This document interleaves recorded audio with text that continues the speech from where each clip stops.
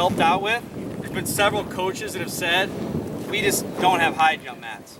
So that may be another reason why fewer athletes participate, because coaches will say, we just don't have anywhere to even practice high jump. If that's the case, you can always still practice your approach. I know that sounds very boring maybe, but the approach is the most difficult part.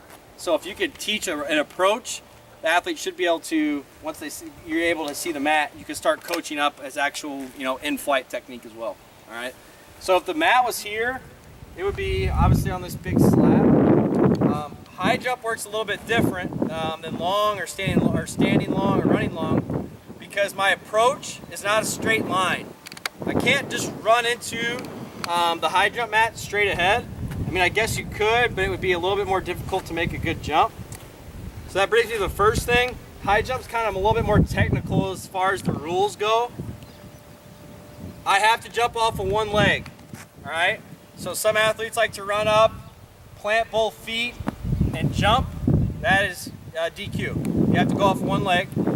Also, if your athlete runs up to the mat and gets underneath the bar by any way before they jump, so if they have an arm that's underneath the bar, if the mat was here, they can DQ for that as well, okay?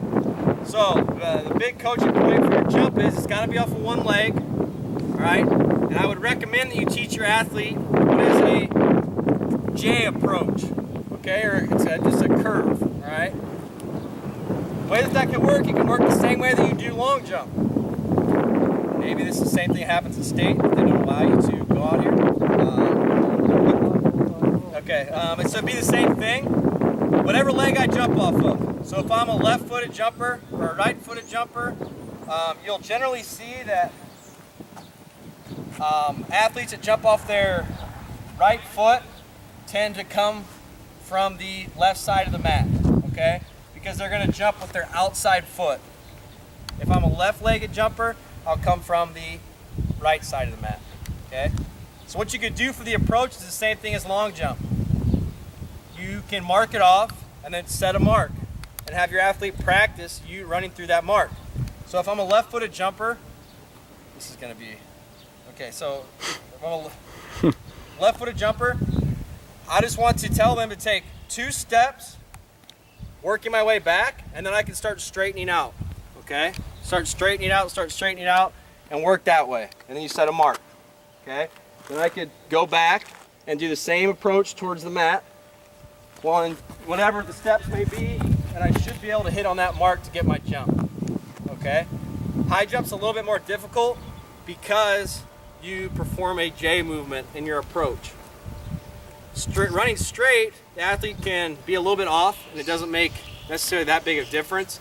But if I take a false step in my approach, I'm going to end up jumping off my wrong leg.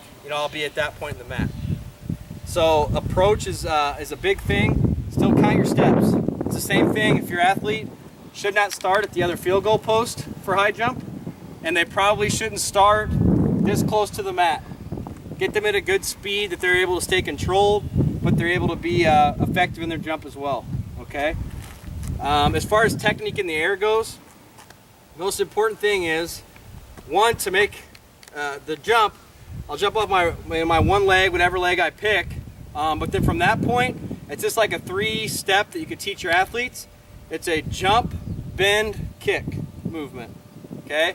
So if your athlete's flexible enough to get a good bend and arch in their back, it should be a jump, bend, and then when I'm over it, I should kick my feet, okay? Be a little bit easier, but remember those 3 points for high jump: jump, bend, kick, all right? That's an easy thing for you guys to remember, and it might be an easy thing for the athletes to remember as well. All right, jump, bend, kick, all right? I'm trying to think about anything else. Are there any questions on high jump? Like I said, we'll try to get a video up as soon as we can. The high jump is one of the pentathlon events also. What's the starting height? It was 1 meter. Basically, if you can jump on if you can jump on the mat, you can make the first height. Yeah, it's point 9, yeah. Yeah, you're really, really close to jumping on the mat. So again, encourage your athletes to participate in high jump because that starting mark, and again, you're divisioned out, but your starting mark is just as, just a little bit above where the mat actually sits for high jump. Yeah. Like I said, like Justin just emphasized as well, encourage your athletes to participate in high jump. I think it's one of the funner events, but it's maybe a little bit more difficult for coaches to get involved because maybe they don't have a high jump mat. Or two, it's a little bit different because the athlete has to be comfortable enough to not see their visual point when they're landing, which can be, which we have, college athletes that still will scratch a bunch because they don't hit exactly on that mark, or because they're worried that when they jump, they're not going to be landing on the mat because they might not be in the right spot. But that's something that if they start at a low enough height, your athletes will be able to develop that comfortability, just like with any other event as well. Okay? You can do drills to, with Katrina and the guys that I've got high jumping. There's a series of drills that I'd start with. And first we're fortunate enough to have mats and a bar and everything. I just stand them in front of the mat, put their back to the mat, spin, jump up in the air, arch their back, and go into the mat. Just do it 10 or 15 so they get comfortable. Make them more comfortable doing it. Pretty soon they start laughing about it. Then after I'll back them up maybe 2 steps. I'll say, okay, run up, hit it, jump, arch into the net. Right. And I also built, to break them of the habit of taking off on 2 feet, I built a box about 18 inches square, maybe 6 or 8 inches high. And it's big enough to put 1 foot on, but it's not big enough to put 2 foot on. And I'll put it in front of the bar, and I'll say, all I want you to do is approach, put that power leg on the box, and kick from there. Those are all really good ideas. After a while, they get used to and they don't jump over the bar. Right. I may put it out here. So I just want you to trot up to it, step on it. Get used to going off kind of of 1 foot. launch yourself off it gently, land on 2 feet. But just to get used to going off 1 foot, go up and hit that box. Turn your back and go. And like I said earlier, those are all good coaching points. But like I said earlier, the approach and the comfortability of the approach is just as important as the actual in-flight technique. You'll find that to be something. Katrina takes a 360. She's jumping almost 5 feet, but she'll start from the opposite side of the bar, come all the way around, and then put a power move on about here. Well, so that's the thing too, is it all depends on your athletes.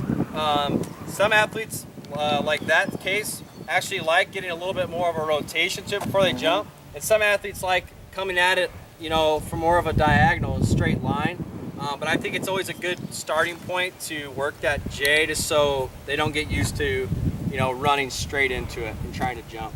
But all those are good things, and the drill work for high jump is probably one of the more, I guess, simpler versions, because you can just work a drill where they are running and jumping off of 1 foot like that. So I go through a case of sidewalk chalk. Drawing it on there. Run on that line. Right? That's what I want. You just take off spot, hit the X. Sidewalk chalk is great. Any other questions?